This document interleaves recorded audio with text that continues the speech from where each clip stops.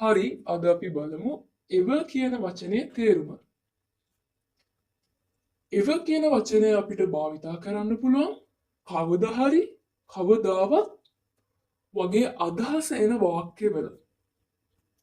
අපි ඉලෝන් මස්ක්ගෙන් උදාහරණයක් ගමු.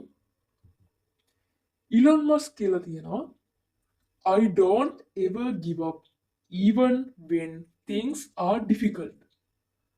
I don't ever give up even when things are difficult.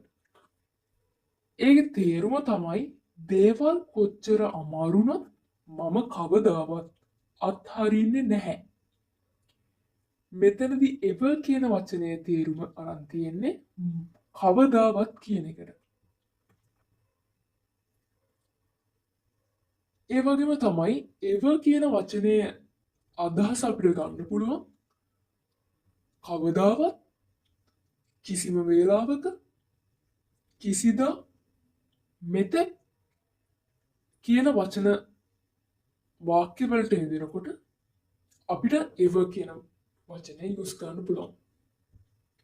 අපි ඊළඟ උදාහරණය ගමු. Have you ever been to Kandy? Have you ever been to Kandy?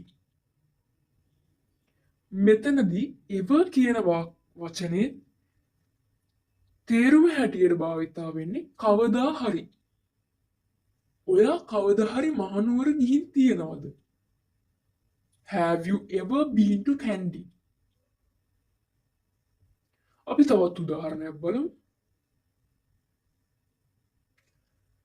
This is the best movie I have ever seen. මෙතන I කියලා අපිට භාවිතා කරන්න පුළුවන් I have කියන එක ෂෝට් කරලා. This is the best movie I've ever seen. මේක මම මෙතෙක් බලපු හොඳම චිත්‍රපටයයි. මෙතනදී ever කියන වචනේ තේරුම මෙතෙක්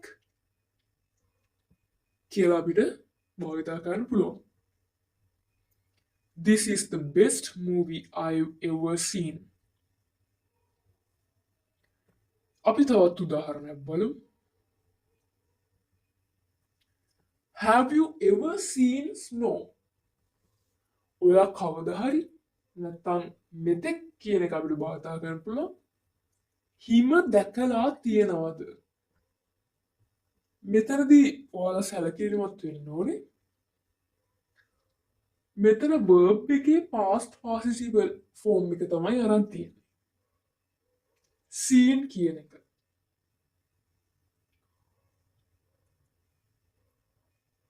Have you ever seen snow? ඔයා කවදා හරි හිම දැකලා තියෙනවද කියන එක තමයි මේකේ තේරුම. අපි තවත් උදාහරණයකට යමු. Have you ever eaten sushi?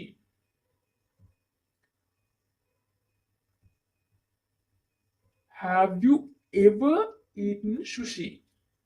ඔයා කවදා හරි sushi කාලා තියෙනවද? Have you ever eaten sushi? මෙතනදී බලන්න have එක අරන් තියෙනවා subject එක අරන් තියෙනවා verb එකේ past participle form එක තමයි මෙතනදී use කරලා තියෙන්නේ. ඊට පස්සේ object එක. මේ pattern එක use කරන්නේ present perfect tense වලදී. ඒ වගේම මොකක් හරි experience එකක් ගැන කතා කරනකොට මේ pattern එක use කරනවා. මොකද්ද? have subject past participle object කියන එක. අපි කලින් ගත්ත උදාහරණවල අපි මේ pattern එක තමයි use කරලා තියෙන්නේ. Have you ever eaten sushi? ඔයාලට මොකක් හරි අත්දැකීමක් කාගෙන් හරි අහන්න තියෙනවා නම් experience එකක් ඔයාලට මේ pattern එක use කරන්න පුළුවන්. Have you ever eaten sushi? ඔයා sushi කාලා තියෙනවද? අපි තවත් උදාහරණයක් බලමු. ඔයාලට මේක කියන්න පුළුවන් කාට හරි කාගෙන් හරි අහන්න පුළුවන්. Have you ever loved someone? Have you ever loved someone? මේක තේරුම තමයි ඔයා කවද හරි කෙනෙකුට ආදරය කළා තියෙනවද? මෙතනදි ever කියන එකේ තේරුම හැටියට කවද හරි කියන අර්ථය දෙන්න අපිට යූස් කරන්න පුළුවන් ever කියන එක. මෙතනදී අපිට reply එක හැටියට යූස් කරන්න පුළුවන් yes I have ඔව් කරලා තියෙනවා. no I haven't කරලා නැත්තම් ඔඩ යූස් කරන්න පුළුවන් නැහැ කරලා නැහැ කියන එක.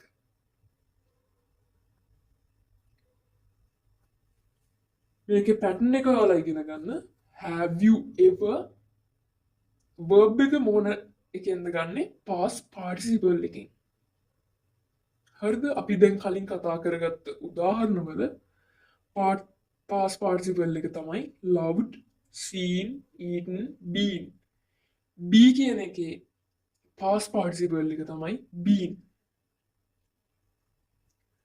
මේ රටාවෙන් අපි කතා කරන්නේ කවද හරි අත්දැකීමක් තිබුණද කියන අර්ථය. අපි ඊළඟ උදාහරණය බලමු. Have you ever traveled abroad? Have you ever traveled abroad? කවද හරි විදේශයකට ගිහින් තියෙනවද? කවද හරි රට ගිහිල්ලා තියෙනවද කියන එක තමයි මේකෙන් අහන්නේ. Have you ever driven a car? Have you ever driven a car? ඔයා කවද හරි කාර් එකක් පදවලා තියෙනවද කියන අර්ථය. හරි දැන් අපි කතා කරපු දේවල් එක්ක ever කියන එකේ තේරුම තමයි කවද හරි කවදාවත් කිසිම වෙලාවක කිසිදා මෙතෙක් කියන වචන වාක්‍යයක යෙදෙනකොට අපිට ever කියන එක යූස් කරන්න පුළුවන්. හරි මෙවැනි තවත් වටිනා වීඩියෝ අරගෙන අපි ඊළඟ දවසින් අපි ආයෙ හමු වෙමු. channel එක අපේ subscribe කරලා තියන්න තවත් වීඩියෝ බලන්න.